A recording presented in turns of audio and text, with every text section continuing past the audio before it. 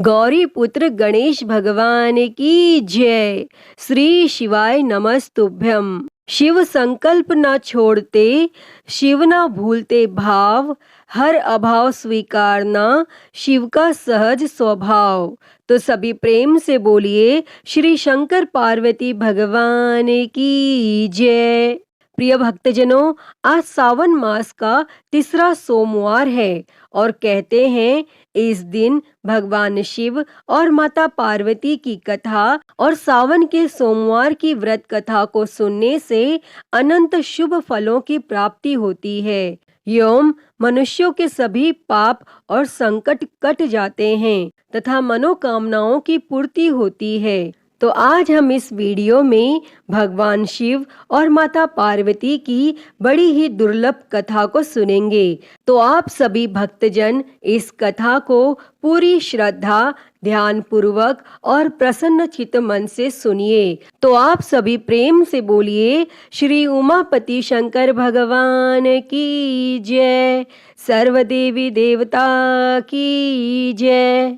एक बार की बात है, माता पार्वती शिवजी को पति रूप में प्राप्त करने के लिए घोर तप कर रही थी और उनके तप को देखकर देवताओं ने शिवजी से देवी की मनोकामना को पूर्ण करने की प्रार्थना की। तब शिवजी ने माता पार्वती जी की परीक्षा लेने सप्त ऋषियों को भेजा और सप्त ऋषियों ने शिवजी के सैकड़ों अवगुण गिनाए, परंतु पार्वती जी को महादेव के अलावा किसी और से विवाह मंजूर नहीं था। भक्तजनों, विवाह से पहले सभी वर अपनी भावी पत्नी को लेकर आश्वस्त होना चाहते हैं, इसीलिए भगवान शिवजी ने स्वयं भी पार्वती जी की परीक्षा लेने की ठानी और भगवान शंकर प्रकट हुए और पार्वती जी को वरदान देकर अंतर ध्यान हुए।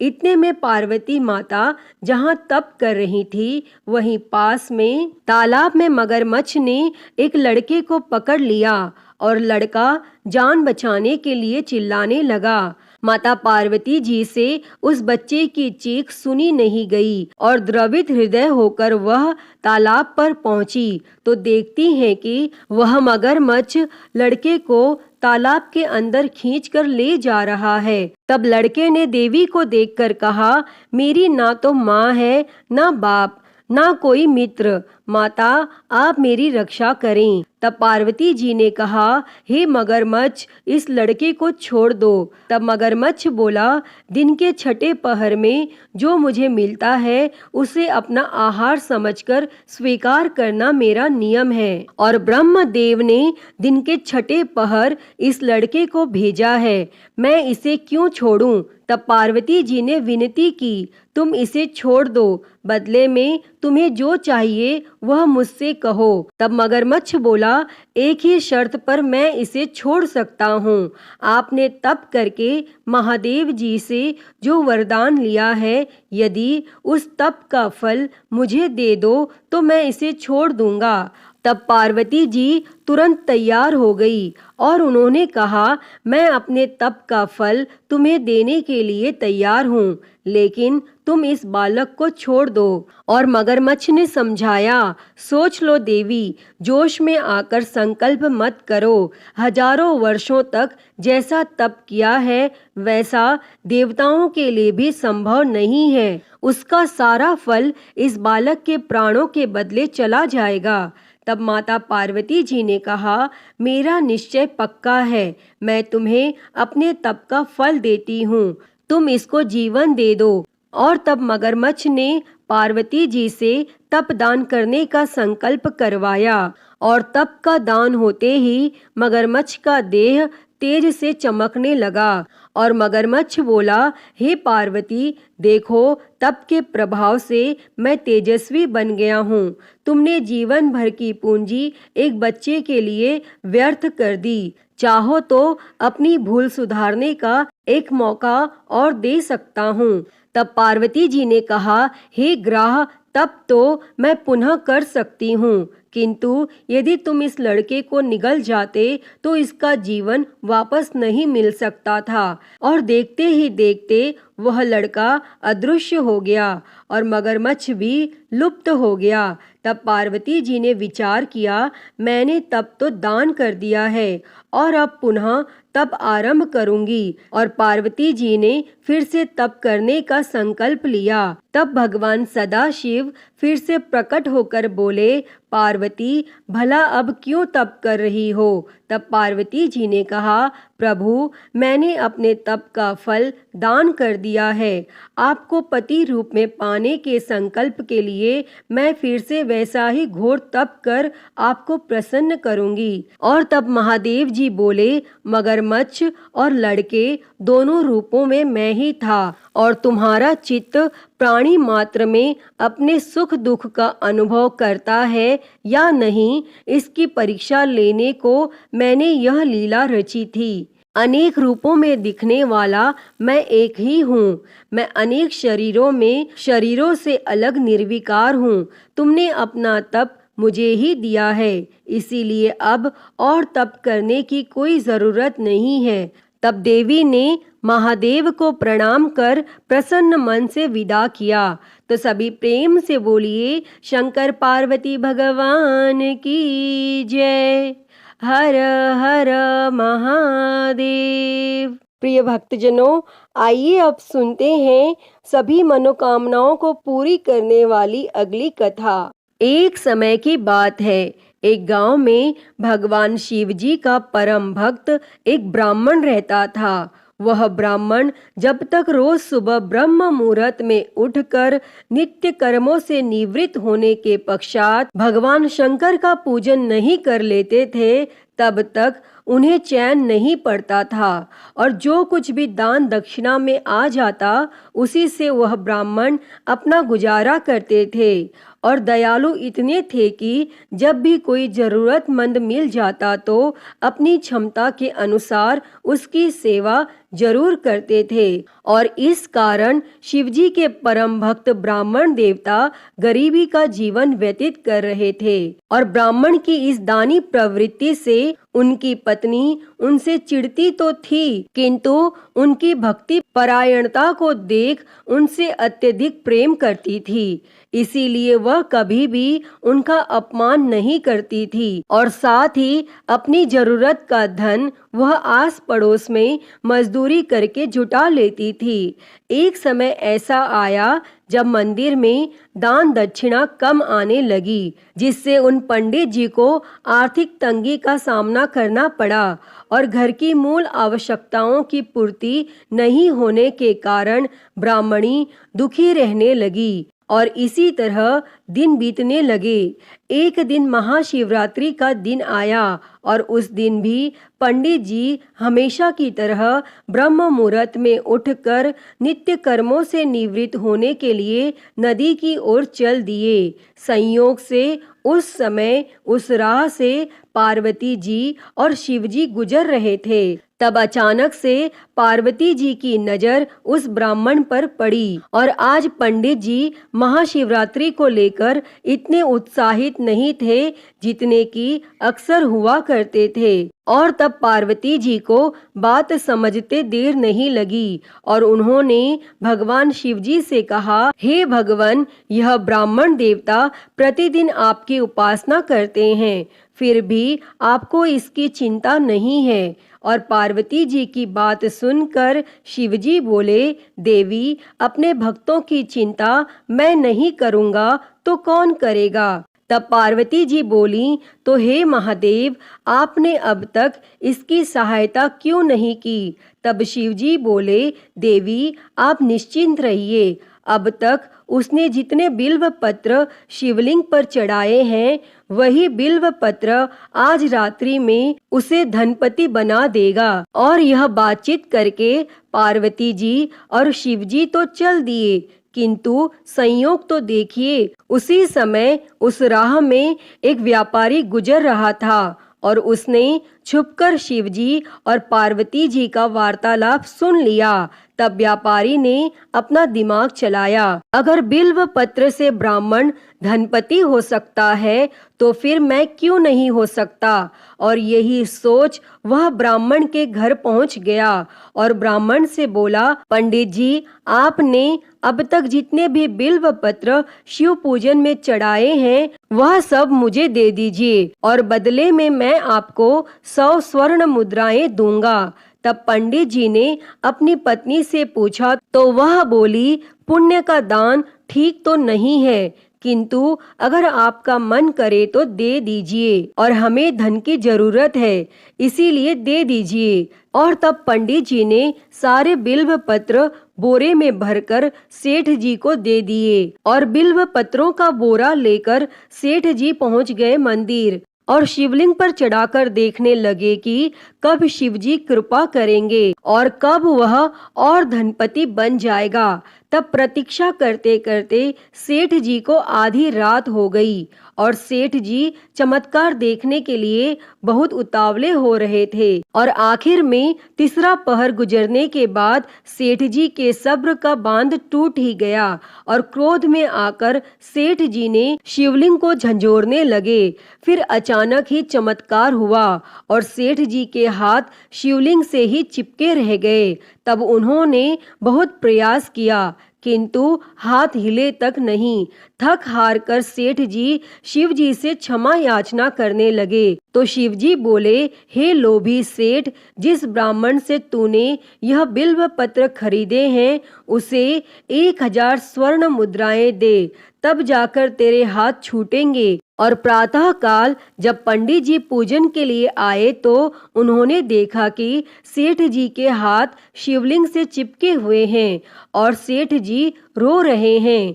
तब उन्होंने पूछा तो सेठ बोला, पंडित जी, शीघ्रता से मेरे बेटे को 1000 स्वर्ण मुद्राएं लेकर मंदिर आने को कहिए। तब पंडित जी ने सेठ के बेटे को बुलाया और सेठ ने वह स्वर्ण मुद्राएं ब्राह्मण को दिलवा दी। तब जाकर सेठ के हाथ शिवलिंग से छूटे और यह देखकर पार्वती जी शिवजी से पूछती हैं, हे नाथ, आपने अब तक अपने भक्त को कोई धन नहीं दिया। तब शिवजी बोले, देवी, मेरे पास कहाँ धन है जो मैं दूंगा, किंतु मेरा भक्त अब गरीब नहीं है, यह तुम स्वयं देख लो। और 1000 स्वर्ण मुद्राएं मिलने के बाद ब्राह्मण और ब्राह्मणी सुखी से अपना जीवन यापन करने लगे। अतः हे भगवान शिव जी, हे माता पार्वती, जैसी कृपा आपने उस ब्राह्मण पर की, ऐसी ही कृपा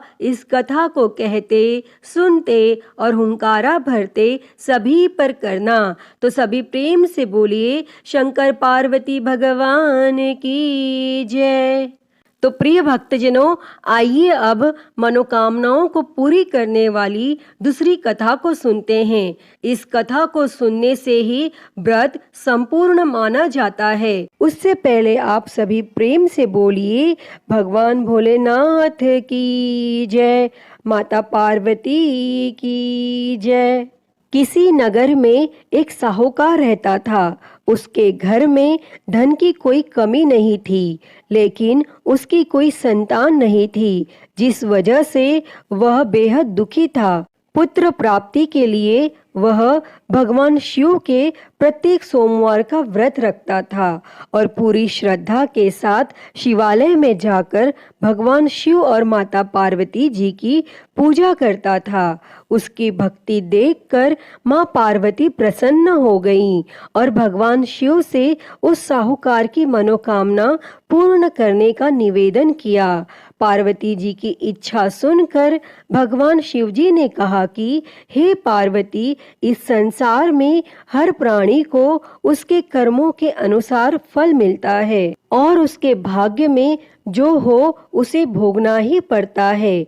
लेकिन माता पार्वती जी ने साहूकार की भक्ति का मान रखने के लिए उसकी मनोकामना पूर्ण करने की इच्छा जताई। तब माता पार्वती के आग्रह पर भगवान शिवजी ने साहूकार को पुत्र प्राप्ति का वरदान तो दे दिया, लेकिन साथ ही यह भी कहा कि उसके बालक की आयु केवल 12 वर्ष होगी।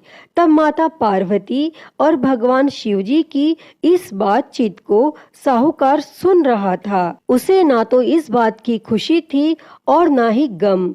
वह पहले की ही भांति भगवान शिवजी की पूजा करता रहा और कुछ समय उपरांत साहूकार के घर एक पुत्र का जन्म हुआ।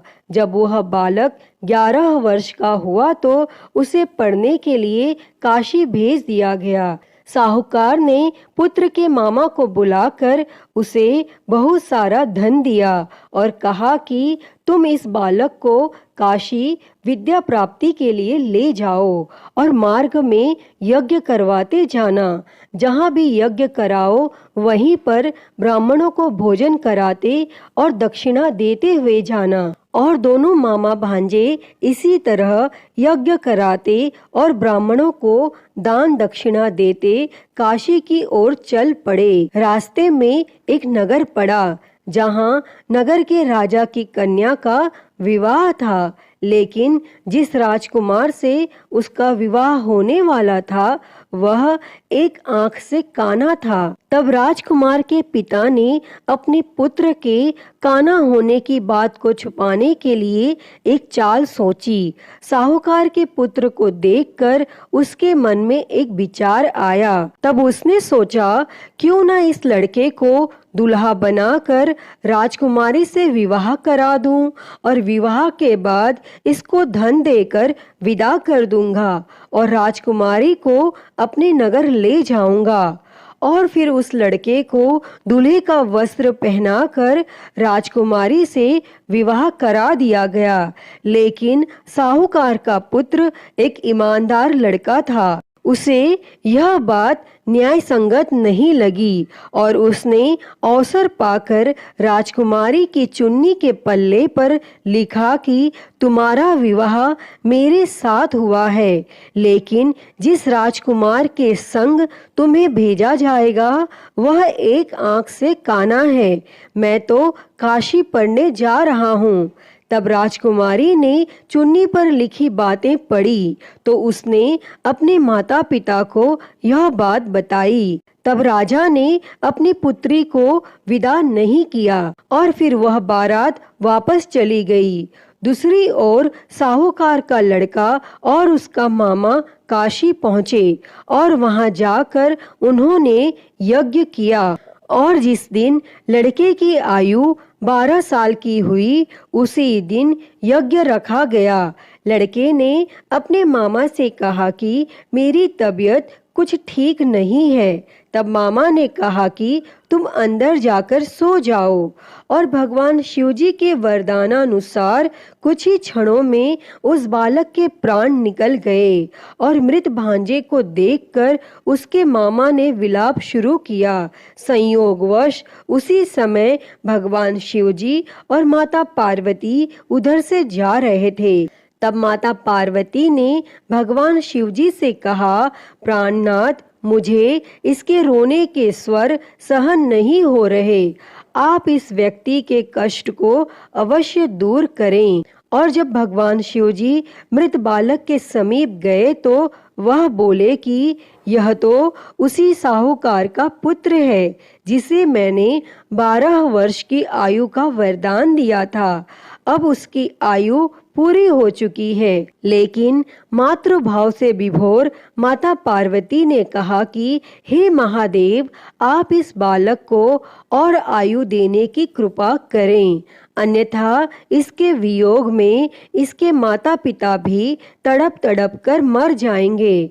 और फिर माता पार्वती के आग्रह पर भगवान शिवजी ने उस लड़के को जीवित होने का वरदान दिया और शिवजी की कृपा से वह लड़का जीवित हो गया। और फिर शिक्षा समाप्त करके वह लड़का अपने मामा के साथ अपने नगर की ओर चल दिए और दोनों चलते हुए उसी नगर में पहुँचे जहाँ उसका विवाह हुआ था। और उस नगर में भी उन्होंने यज्ञ का आयोजन किया। तब उस लड़के के ससुर ने उसे पहचान लिया और महल में ले जाकर उसकी आव भगत की और अपनी पुत्री को उसके साथ विदा किया। और इधर भूखे प्यासे रहकर साहूकार और उसकी पत्नी बेटे की प्रतीक्षा कर रहे थे। उन्होंने प्रण कर रखा था कि यदि उन्हें अपने बेटे की मृत्यु का समाचार मिला तो वह भी प्राण त्याग देंगे।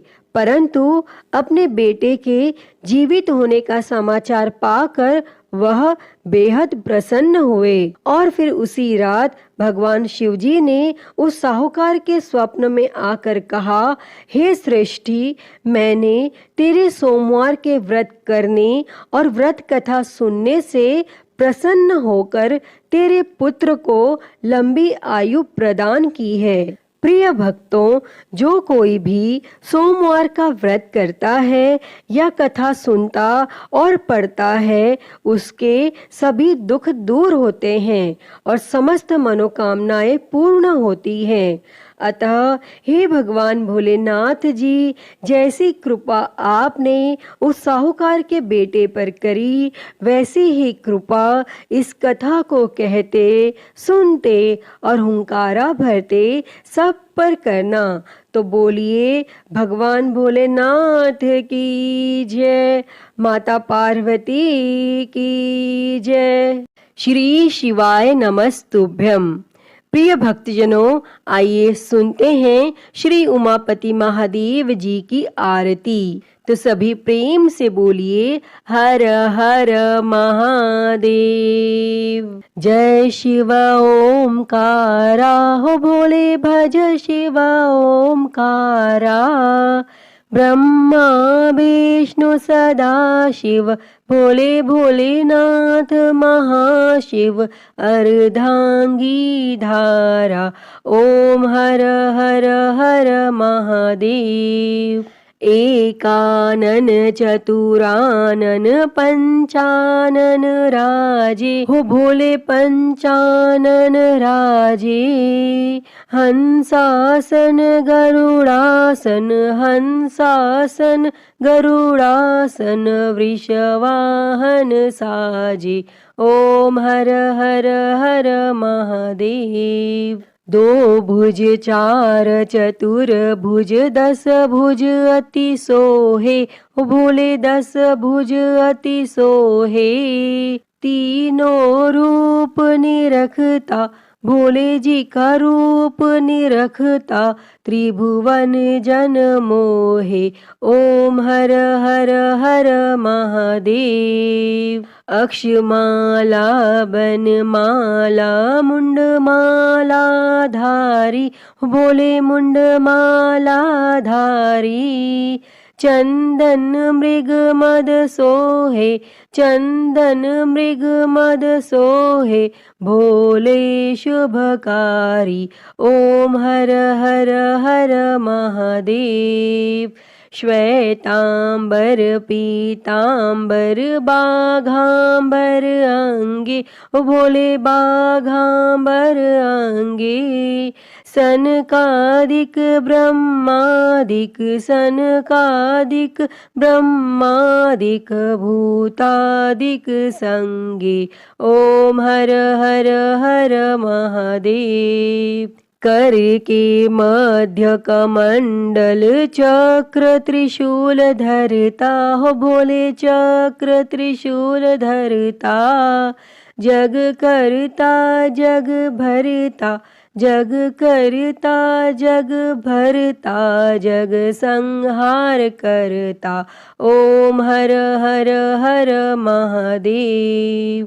ब्रह्मा विष्णु सदा शिव आजीवन एका, हो भोले जानत अविवेका।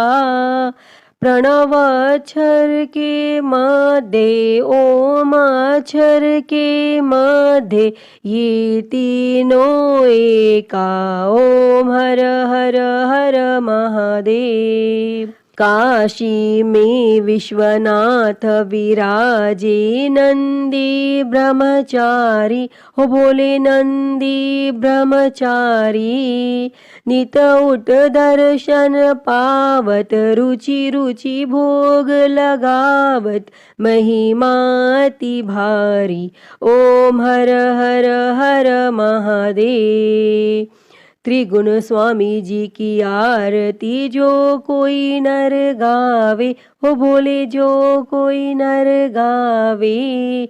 कहत शिवानंद स्वामी, जपत हलाहल स्वामी, सुख संपत्ति पावे। ओम हर हर हर महादेव। जय शिव ओमकारा, हो बोले भज शिव ओमकारा।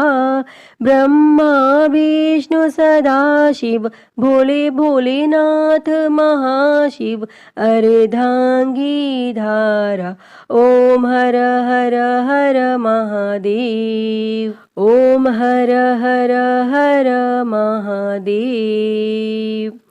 अच्युतं केशवं राम नारायणं, कृष्ण दामोदरं वासुदेवं, हरे श्रीधरं माधवं गोपिका वल्लभं, जानकी नायकं श्रीरामचन्द्रं भजे। हरे राम राम राम हरे हरे, हरे कृष्णा कृष्णा कृष्णा हरे हरे, हरे राम राम राम हरे हरे, हरे कृष्णा कृष्णा कृष्णा हरे हरे। बोलिए भगवान श्री रामचंद्र जी की जय। वृंदावन बिहारी लाल की जय। काशी विश्वनाथ महादेव की जय। श्री गणेश जी महाराज की जय। माँ भगवती की जय। धर्म की जय हो, अधर्म का नाश हो, प्राणियों में सद्भावना हो, विश्व का कल्याण हो, गौ हत्या बंद हो, गौ माता की सेवा हो, विश्व में शांति हो। ओम शांति शांति शांति ही।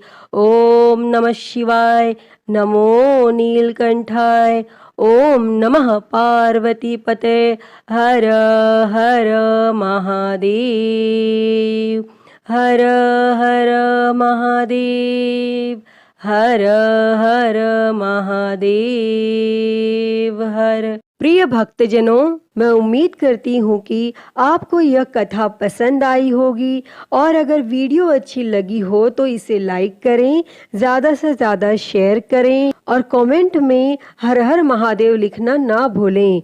और महाकाल भक्ति ज्ञान चैनल को सब्सक्राइब कर नोटिफिकेशन बेल को ज़रूर ऑन कर लें। हर हर महादेव। धन्यवाद।